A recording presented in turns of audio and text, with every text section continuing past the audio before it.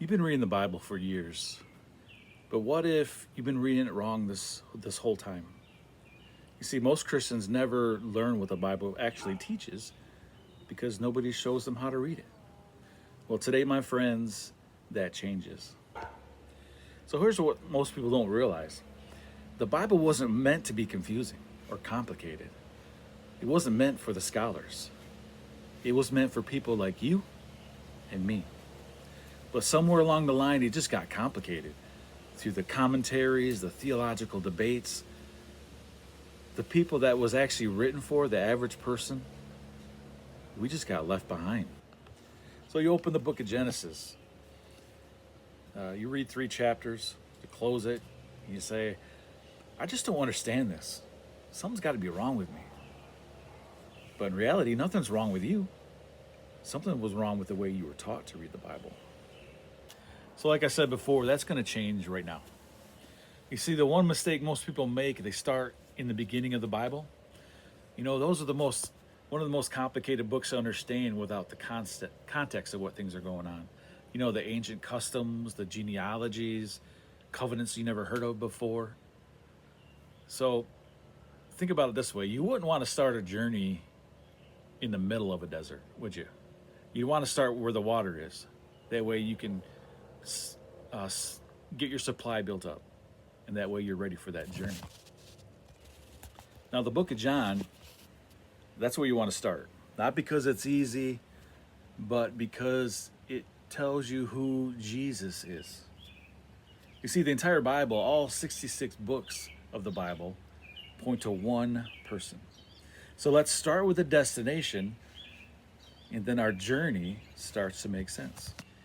But starting in the right place isn't enough. You also need to know the right method of studying. You see, that's where most churches lack. They don't teach that. And we're going to get to that point in a moment. Now, here's what nobody tells you. The Bible is one story, not 66 individual separate books. Genesis from Revelation, it's one thread. God restoring what was broken in the garden. But see, most people, they only take it as a quote book. They look for a random scripture, they pull it out of context, try to apply it in their lives, and then they miss the entire point. Now, when you read a letter, you don't pick out one sentence to read, do you? No, you have to read the whole thing to understand what that person's trying to tell you. And the Bible's the same way. So you read a verse, you stop, you ask yourself 3 questions. Who wrote it? Who's it written for? And what was happening during that time? 3 questions. It's that simple, just 3 questions. You see, by making that habit, it changes everything you think you know about the Bible. Okay, so now here's what I promised. The method. See, this is what most people don't learn in church. It's not complicated, but it works.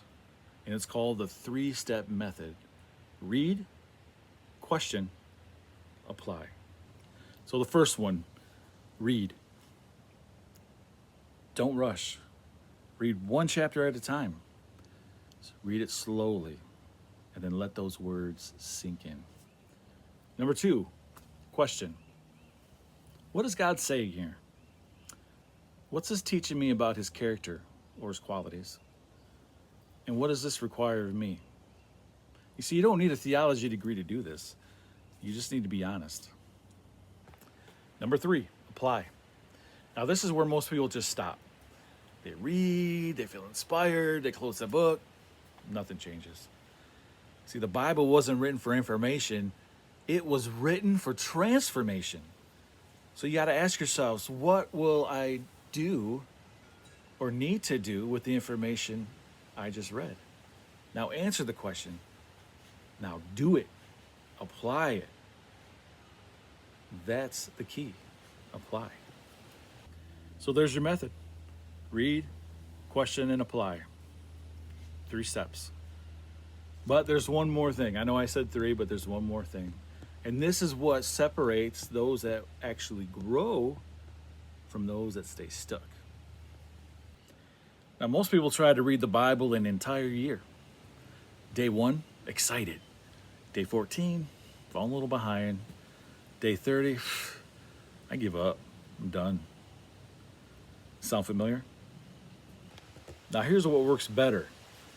5 minutes a day, one chapter, that's it. No reading plan or schedule, just the rhythm. You see, God doesn't reward speed, He rewards faithfulness. The entire Bible points to one moment: a garden, a tree, a choice. It was all broken. Starting with Genesis chapter 3, we see humanity falls, God promises a rescuer, and then the rest of the Old Testament is about the search for that rescuer. The New Testament is the arrival. Jesus now becomes the thread. You see, he's the reason that Genesis starts with the creation and then Revelation ends with a new one. He's the ark in the flood. He's the lamb at Passover. He's the sacrifice on the mountain. He's the servant king on the throne. You don't need to understand every verse to see it. And once you do, you can't unsee it. You see, the Bible is one story.